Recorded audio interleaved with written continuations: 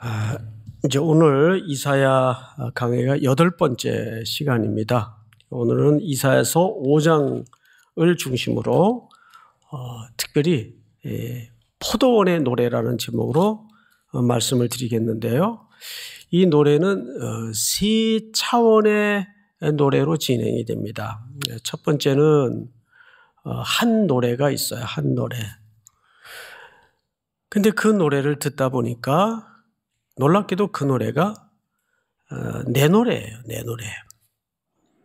그래서 그 내 노래를 넘어서 이 본문의 결론은 새 노래로 결론이 나도록 되어 있습니다. 이렇게 3단계에 걸쳐서 오늘 노래에 관한 말씀을 좀 듣겠습니다. 제목은 포도원의 노래인데 구성은 세 차원의 노래로 진행이 된다. 여러분, 그 노래의 제일 중요한 게 뭐냐 하면 기교도 중요하고 거기에 맞는 정서도 중요하지만 가장 중요한 게 뭘까요? 해석입니다. 노래 해석이 잘못되면 감정이 엉뚱하게 나올 수밖에 없고 또 탁 힘을 놔야 되는데 거기서 과잉될 수도 있고, 그래서 노래 해석이 노래의 기교 못지않게 참 중요합니다.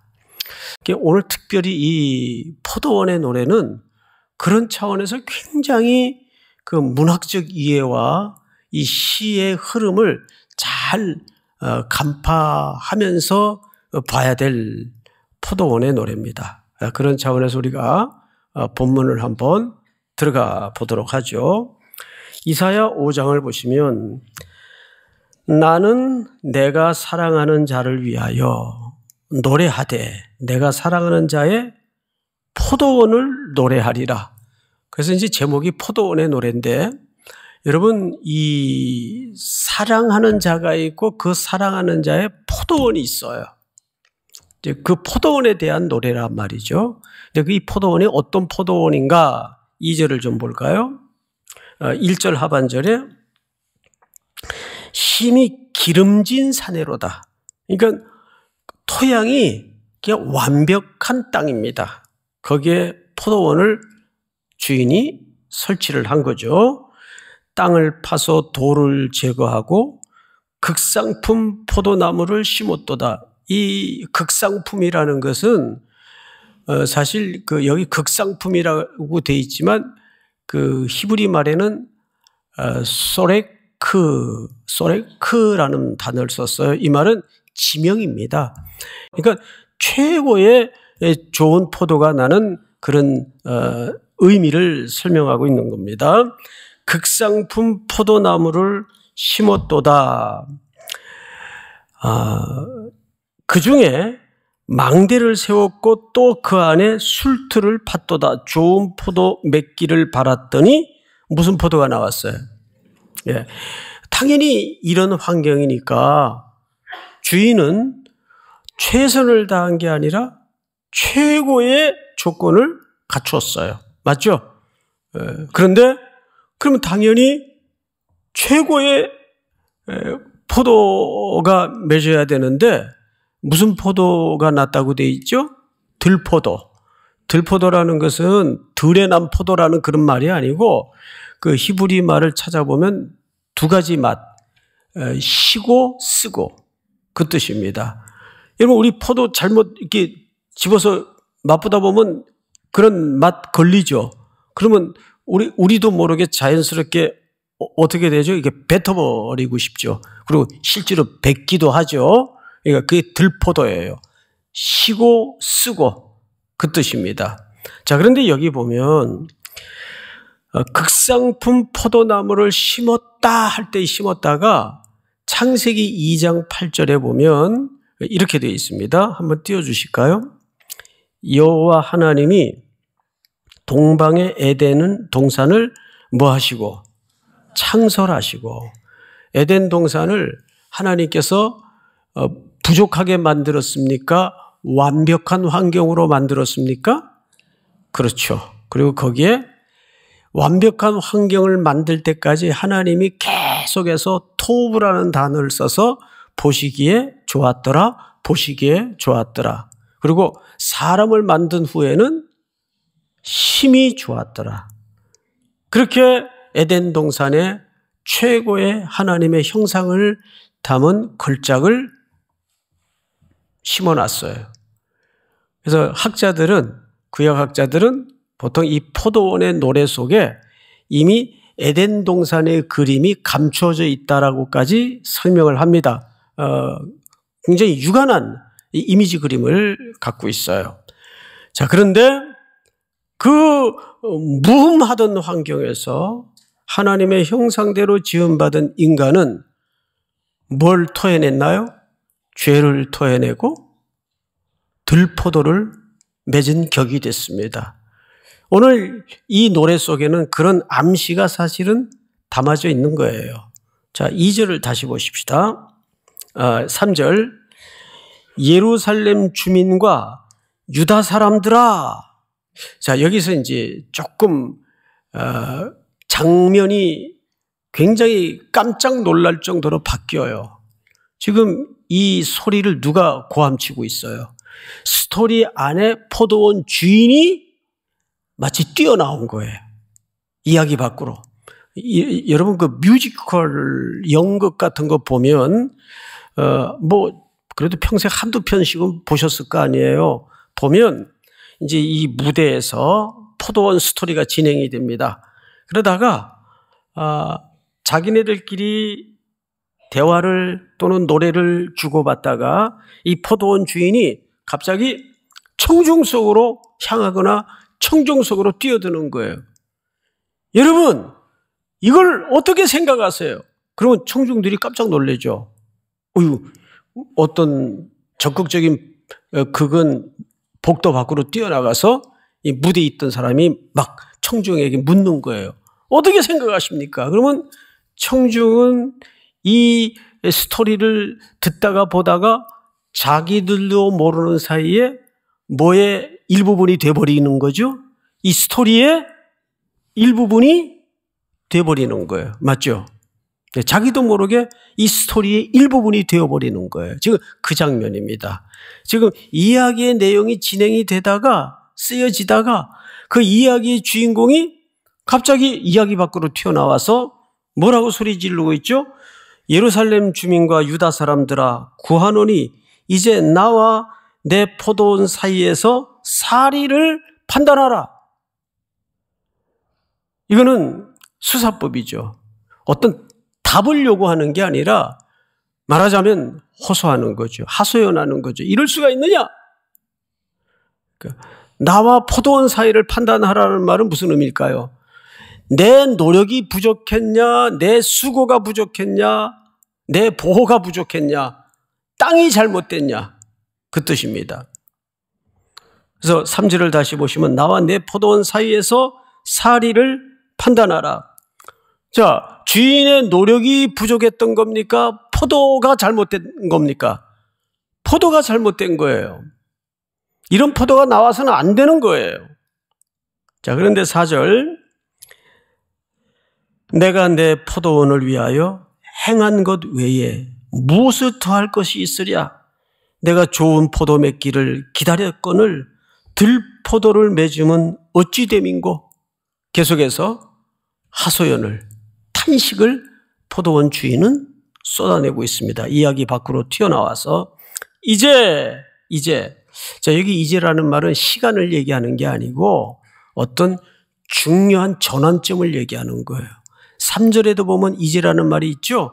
3절 볼까요? 이렇게 되어 있습니다. 예루살렘 주민과 유다 사람들아 구하노니 이제, 시간을 얘기하는 게 아니에요. now, 지금 그런 의미가 아니라 그러므로 이제 어떤 주인의 돌연한 전환을 암시하고 있는 거죠. 주인이 어떻게 돌변하는가 한번 보십시다. 5절. 이제 내가 내 포도원에 어떻게 행할지를 너희에게 이르리라. 내가 그 울타리를 걷어 먹힘을 당하게 하며 그 담을 헐어 짓밟히게 할 것이요. 자, 담을 헐어버리고 울타리를 걷어버리면 뭐가 사라지는 거죠? 보호막이 사라지는 거예요. 그리고 외부의 공격과 침략과 침입으로부터 무방비한 상태가 됩니다. 뭘 암시하고 있어요? 이렇게 극상품 포도를 심었고 완벽한 환경에서 주인의 애씀과 수고와 노력에도 불구하고 들포도를 맺은 이 사람들은 도대체 누구를 가리키는 걸까? 자, 볼까요? 6절. 내가 그것을 황폐하게 하리니 다시는 가시를 자름이나 북을 돋우지 못하여 찔레와 가시가 날 것이며, 당연하죠. 울타리가 다 무너지고 제거되었으니까, 담이 허물어졌으니까 들짐승들이 들어올 것이고 외부의 침략이 가능해질 것이고, 이 유다와 예루살렘은 사실상 포도원으로 비유가 되는데 그들의 운명이 향후 어떻게 될 것인지를 시어를 통해서 노래로 소개하고 있는 거예요. 자, 볼까요? 6절. 내가 그것을 황폐하게 하리니 다시는 가지를 자름이나 북을 돋우지 못하여 찔레와 가시가 날 것이며, 내가 또 구름에게 명하여 그 위에 비를 내리지 못하게 하리라 하였으니. 자, 여러분, 앞에 뭐 황폐하게 할 것이다, 무너뜨릴 것이다, 담을 할 것이다, 울타리를 제거할 것이다, 여기까지는 다 주인의 분노 속에 그럴 수 있다고 봐줘요. 아, 정말 주인이 대단히 화가 나셨구나 봐지는데, 여기 더 놀랄 만한 일이 뭐냐면 이 주인이 구름을 명할 것이고 그래서 비를 내릴 거래요. 또 비를 움직일 거래요. 6절 하반절에 보니까 구름에게 명하여 그 위에 비를 내리지 못하게 하리라 하셨으니, 그러니까 비를 조종할 수 있다는 거예요. 그 주인이 조금 너무 나갔나? 이분이 도대체 누굴까? 드디어 7절에서 이 모든 가사의 노래의 내용에 대한 실체를 계시로 보여주시고 드러내기 시작합니다. 7절을 볼까요? 무릇 만군의 여호와의 포도원은 누구요? 아, 이 포도원이 이스라엘 족속이었구나. 그가 기뻐하시는 나무는 누구요? 유다 사람이라. 이스라엘과 유다를 뭘로 비유한 겁니까? 포도원으로 비유한 것이고, 그 포도원 주인은 누구세요? 하나님이세요. 여호와 하나님이세요. 드디어 이 노래에 담아진 비유로만 설명되었던 내용들이 이 계시가 열어짐으로써 이스라엘 백성들과 유다를 지칭하는 것임을 깨닫게 되었어요. 누구의 노래가 되었죠? 내 노래가 되었어요. 나를 향한 노래였구나. 나를 향한 고통을 담은 노래였구나. 7절에 다시 돌아와 보시면 5장 7절을 보세요. 무릇 만군의 여호와의 포도원은 이스라엘 족속이요 그가 기뻐하시는 나무는 유다 사람이라. 그들에게 뭘 바라셨어요? 정의를, 미슈파트, 정의를 바랬어요. 그런데 미슈파흐, 정의를 바랬는데 포악이 나왔어요. 이게 언어놀이인데, 이게 히브리어의 언어놀이인데 이런 거죠. 힘이 돼야 되는데 짐이 됐어요.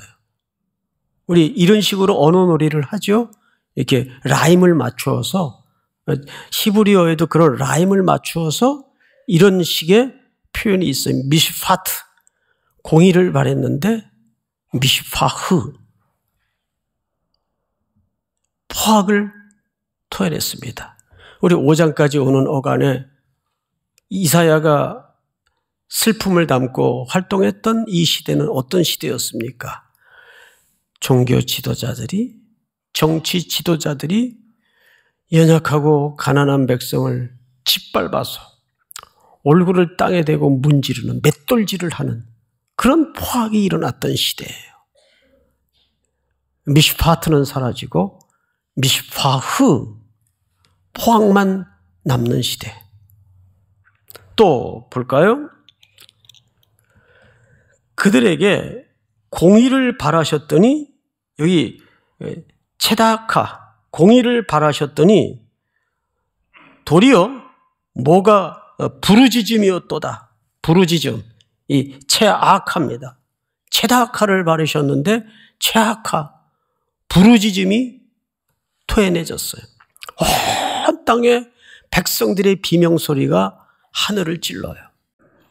정녕 이 이스라엘로 비유되는 포도원은 그렇게 망가질까요? 성경은 우리에게 뭘 소개하는가를 한번 잘 들어보십시다. 우리 이사야 27장을 좀 띄워주세요. 그날에 그 마지막 날입니다. 그날에 여호와께서 그의 견고하고 크고 강한 칼로 날렘 뱀 리워야단 곧 꼬불꼬불한 뱀 리워야단을 벌하시며 바다에 있는 용을 죽이시리라. 이 최종적인 날 이 사탄의 괴수가 진멸되는 날이 오면 우리에게 어떤 노래가 소개되는가를 보십시다. 2절. 그날에 너희는 아름다운 포도원을 두고 노래를 부를지어다. 3절 다 같이 시작. 나 여호와는 포도원지기가 되며 때때로 물을 주며 밤낮으로 간수하여 아무든지 이를 해치지 못하게 하리로다. 나 여호와가 직접 포도원지기가 되어서 때때로 물을 주며 밤낮으로 간수하여 아무든지 이를 해치지 못하게 하리로다. 그런데 이날은 반드시 어떤 희생이 전제된 날입니다. 어린 양의 죽음이죠. 여러분, 인류는 하나님과 화해할 능력이 없어요. 우리에게 새 노래를 주기 위해서는 하나님과 화해를 해야 되는데 이 얘기를 우리 히브리서에서 이렇게 소개합니다. 무릇 징계가, 여기 징계라는 말은 punishment, 너 잘못했으니까 2대 맞아. 체벌의 개념의 징계가 아니고 여기서 징계라는 것은 son, 아들, making, 아들을 만들다. 헬라 말에는 파이데이안, 우리 어린이 성교회 할 때 파이디온 그러죠? 파이데이안이라는 말은 자식을 만들어간다 그 뜻이에요. 양육이라는 의미입니다. 이제 번역을 징계라고 해서 우리는 단순히 어떤 징벌적 의미로만 이해를 갖기가 쉽습니다. 그러니까 하나님이 아픈 사랑의 방법을 택하신 거죠. 그래서 이스라엘과 유다를 아수르와 바벨론의 고난의 시간과 풀무의 역사 속에 던집니다. 그래서 그 시간 속에서 그들은 허기 가지고 목이 마르면서 하나님에 대해서 드디어 시선을 들게 합니다. 그리고 열왕기라는 책을 읽게 돼요. 포로로 처음에 끌려갔을 때는 언제 끝날지도 모르죠. 고역은 더 심해지죠. 하나님에 대한 신앙마저, 그 흐릿한 신앙마저도 흔들리기 시작했어요. 고대 시대의 전쟁은 신들과 신들의 전쟁이에요. 그들이 져서 끌려왔으니 그들의 인식 속에는 누가 진 거예요? 하나님이 진 거예요. 우리도 하나 보호하지 못하는 하나님. 하나님에 대한 오해죠. 그나마 이 세들은 모국어마저 잊어져 가는데 확 신앙이 흔들렸어요. 그때 한 선지자에게 붓을 들려서 그런 포로기에 성경들을 쓰게 만듭니다. 그리고 그 성경을 읽으면서 그들이 2가지를 깨닫게 돼요. 우리가 하나님을 떠났었구나. 우리가 말씀을 떠났었구나. 그러면 역사의 해답은 어디에 있겠어요? 결국 말씀으로 돌아가야 산다. 말씀으로 돌아가야 산다. 그래서 히브리서 12장 1절을 다시 보시면 이렇게 돼 있어요. 무릇 징계가 당시에는 즐거워 보이지 않고 슬퍼 보이나 후에 그로 말미암아 연단을 받은 자들은 뭐와 뭐의 열매를 맺느니라? 이 순서를 주목하셔야 됩니다. 의라는 것은 그리스도를 얘기합니다. 그리스도가 의예요. 맞죠? 그러면 하나님이 우리를 뭐로 여기셨습니까? 의로 여기셨어요. 그리스도로 말미암아. 그래서 우리가 용서받을 수 없었던, 씻을 수 없었던 죄값이 지불되었습니다. 누구의 의가 이루어진 거죠? 하나님의 의가 이루어진 거예요. 그리고 우리에게 얻어진 결과는 평강. 이 평강은 아무 걱정도 없고 홍야홍야 좋은 게 좋은 거고 그런 평강을 얘기하는 게 아니에요. 관계적 개념이에요. 우리도 사람 사이에 관계가 흐트러지면